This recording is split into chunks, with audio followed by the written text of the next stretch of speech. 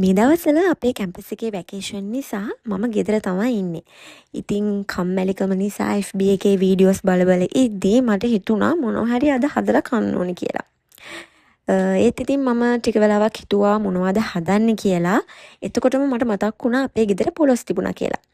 ඉතින් මට හිතුණා පොලොස් කට්ලස් හැදුවොත් හොඳයි කියලා. ඒත් ඉතින් මං කලින් පොලොස් කට්ලස් හදලා නැහැනේ. ඉතින් ඒ නිසා මම YouTube එකේ වීඩියෝස් වගේක් බැලුවා කොහොමද පොලොස් කට්ලස් හදන්නේ කියලා. ඉතින් අද මම පොලොස් කට්ලස් හදන්නයි යන්නේ.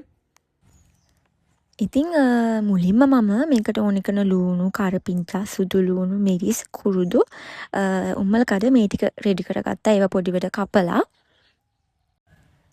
ඊට පස්සේ සැමන් තම්බලා ගත්ත පොලොස් ටිකයි තම්බලා ගත්ත අල ටිකත් මම රෙඩි කරගත්තා.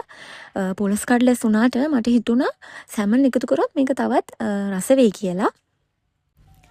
ඉතින් ඊට පස්සේ මම තෙල් එකක් ලිපේ තියාගත්තා. ඒ තෙල් එක හොඳට රත් වෙන්න ඕනි. රත් වුණු තෙල් එකට අර මුලින් අපි කපාගත්ත ලුණු කරපිංචා ඒ ටික එකතු කරගන්න ඕනි.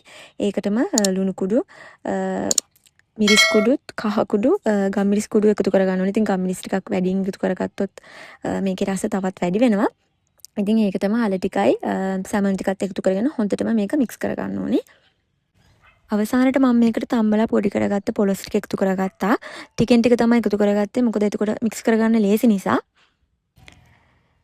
ටිකක් නිවෙන්න තියලා මම මේ ටික මේ විදිහට හදාගෙන බිත්තර මිශ්‍රණයත් තවරගෙන බිස්කට් කුඩු වලත් තවරගෙන මේ විදිහට තෙල් වලින් බැදගත්තා. ඉතින් මේ තියෙන්නේ මං හදාගත්ත පොලොස් කට්ලස් ටික.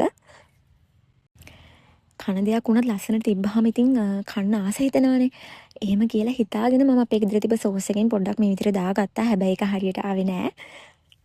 ඊට පස්සේ ඉතින් මම අපේ ගේ පිටිපස්සේ තියෙන වෙල්යාය ගාවට ඇවිල්ලා ප්ලේන් ටිකුත් බොන ගමන් මේකේ රස කොහොමද කියලා බැලුවා. මේක ඇත්තටම මාරම රසයි. මං හිතුවට වඩා හොඳට රසට ඇවිත් තියෙනවා. ඉතින් දන්නේම නැතුව දවසක් ගෙවිලා. ඉතින් ඔන්න ඔහොම තමයි මම පොලොස් කට්ලස් හැදුවේ.